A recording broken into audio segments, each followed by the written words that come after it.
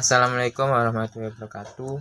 Perkenalkan, kami dari kelompok 3 akan mempresentasikan hasil diskusi kelompok kami terkait materi pada pertemuan kali ini dengan judul media penyuluhan. Sebelum itu, di sini kelompok kami beranggotakan 8 orang dengan nama anggota kelompok yang pertama Diana Komaria, nomor NIM 110, Mayang Herminingtyas, NIM 098, Mariza Ardianti, NIM 016, Nanda Nur Firdausia, NIM 047, Cayaning Faroha, NIM 080, Nurul Falaha, NIM 031, Farhan Zuri, NIM 126, dan saya sendiri, NIM 042. Baik, selanjutnya, untuk mengawali materi kali ini akan disampaikan oleh teman-teman kelompok 3 yang lain. Pengertian dari media penyuluhan. Media merupakan saluran atau perantara yang digunakan dalam kegiatan penyuluhan. Tujuan penggunaan media adalah untuk memperjelas informasi yang disampaikan sehingga merasa pikiran, perasaan, perhatian, dan kemampuan sasaran. Sedangkan penyuluhan yaitu sesuatu yang digunakan untuk memberi penerang. Jadi media penyuluhan adalah saluran atau perantara yang bertujuan memudahkan menyampaikan materi kepada sasaran, sehingga dapat merasa pikiran, perasaan, perhatian, dan kemampuan sasaran agar dapat menyerap pesan dengan mudah dan jelas. Dalam media penyuluhan pertanian dapat diartikan dalam bentuk benda berisi pesan atau informasi yang membantu kegiatan penyuluhan pertanian. Lalu ada posisi media dalam kegiatan penyuluh. Media penyuluhan salah satu komponen sistem penyuluhan yang menempati posisi sangat penting. Tanpa media ini, proses pembelajaran sebagai proses komunikasi tidak akan bisa berlangsung secara optimal. Syarat media penyuluhan pertanian yang baik. Media penyuluhan harus meningkatkan motivasi sasaran penyuluhan, yaitu petani. Penggunaan media mempunyai tujuan memberikan motivasi yang harus merangsang orang untuk mengingat apa yang sudah dipelajari. Media penyuluhan pertanian yang efektif harus dapat memenuhi beberapa persyaratan, antara lain 1. Sederhana, mudah dimengerti dan dikenal. 2. Mengemukakan ide-ide baru. 3. Menarik. 4. Mengesankan peneliti. 5. Menggunakan bahasa yang mudah dimengerti sasaran. 6. Mengajak sasaran untuk memperhatikan, mengingatkan, mencoba, dan menerima ide-ide yang dikemukakan. Baik, untuk selanjutnya yaitu membahas mengenai manfaat media penyuluhan pertanian. Untuk yang pertama, media dapat memperjelas penyajian pesan dan informasi sehingga dapat memperlancar dan meningkatkan proses belajar.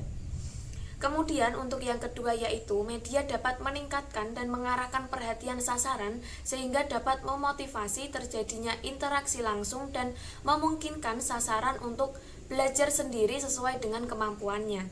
Kemudian untuk yang ketiga, media dapat mengatasi keterbatasan indera, ruang, dan waktu. Seperti misalnya yang pertama, objek terlalu besar dapat diganti dengan gambar, slide, foto, film, dan lain-lain. Kemudian untuk selanjutnya, objek yang terlalu kecil dapat disajikan menggunakan mikroskop, gambar, loop, slide, atau film. Kemudian kejadian langka di masa lalu dapat ditampilkan melalui video, film, foto, slide. Kemudian untuk selanjutnya, objek yang rumit dapat ditampilkan secara konkret melalui gambar, slide, ataupun simulasi komputer. Dan selanjutnya, kejadian atau percobaan yang membahayakan dapat disimulasikan melalui video maupun film. Kemudian peristiwa letusan gunung atau proses kepompong menjadi kupu-kupu dapat disajikan dengan teknik rekaman video, film maupun simulasi komputer. Dan manfaat selanjutnya yaitu media dapat memberikan kesamaan pengalaman kepada sasaran tentang peristiwa-peristiwa di lingkungannya, memungkinkan terjadinya interaksi langsung melalui kegiatan karya wisata, kunjungan ke museum atau kebun binatang. Baik, yang selanjutnya adalah klasifikasi media penyuluhan. Media penyuluhan dibagi menjadi 6, yaitu media grafis, media audio, media proyeksi diam, media audio visual, media bentuk nyata dan tiruan, serta media permainan dan simulasi. Yang pertama adalah media grafis. Prinsip dari media grafis ini adalah penyampaian pesan lewat simbol-simbol visual dan melibatkan rangsangan indera penglihatan. Karakteristiknya adalah bersifat konkret, dapat mengatasi batasan ruang dan waktu, dapat memperjelas suatu masalah dalam bidang apa saja dan pada tingkat usia berapa saja. Contohnya yaitu buku, brosur, leaflet, folder, poster, flipchart, grafik, diagram, sketsa, dan bagan. Kemudian yang kedua adalah media audio. Jenis media dalam kelompok ini berupa pesan yang disampaikan atau dituangkan ke dalam simbol auditif yang melibatkan rangsangan indera pendengaran. Cirinya yaitu mampu mengatasi keterbatasan ruang dan waktu, pesan atau program dapat direkam dan diputar kembali sesukanya, dapat mengembangkan daya imajinasi dan merangsang partisipasi aktif pendengarnya, serta sifat komunikasinya hanya satu arah. Contohnya yaitu contoh yang sering digunakan pada kegiatan penyuluhan yaitu siaran radio, kaset rekaman audio, dan CD audio. Selanjutnya yang ketiga adalah media proyeksi diam. Jenis media yang termasuk dalam kelompok ini memerlukan alat bantu seperti proyektor dalam penyajiannya. Terus ada kalanya media ini hanya disajikan dengan penampilan visual saja atau disertai rekaman audio. Contohnya yaitu slide film, film strip, overhead transparan atau OHT, dan presentasi LCD. Baik, selanjutnya akan disampaikan oleh teman saya. Baik, selanjutnya terkait klasifikasi media penyuluhan pertanian. Di sini yang keempat ada media audiovisual, di mana untuk media audiovisual sendiri itu mengandalkan suatu pendengaran dan juga penglihatan dari khalayak sasaran atau penonton. Jadi untuk produk audiovisual itu sendiri dapat menjadi sebuah media dokumentasi dan dapat juga menjadi sebuah media komunikasi.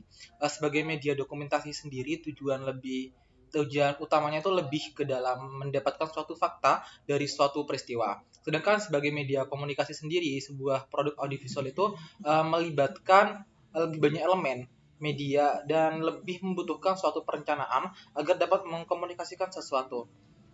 Contohnya itu ada film cerita, iklan, media pembelajaran. Itu salah satu contoh media audiovisual yang lebih menunjukkan suatu fungsi komunikasinya.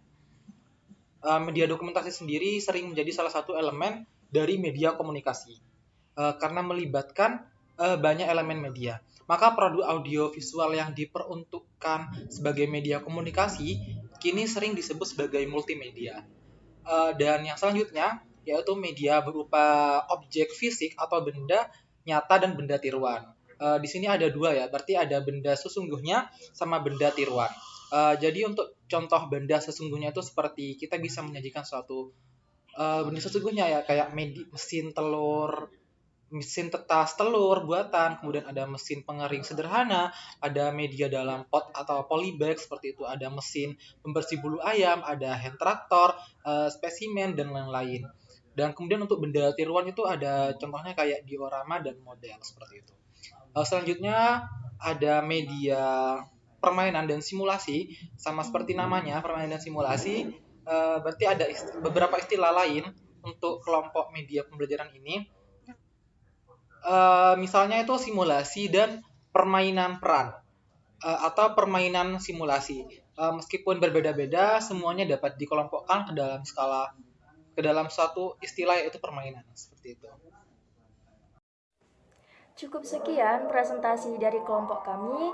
Kurang lebihnya kami mohon maaf. Wassalamualaikum warahmatullahi wabarakatuh. See you guys.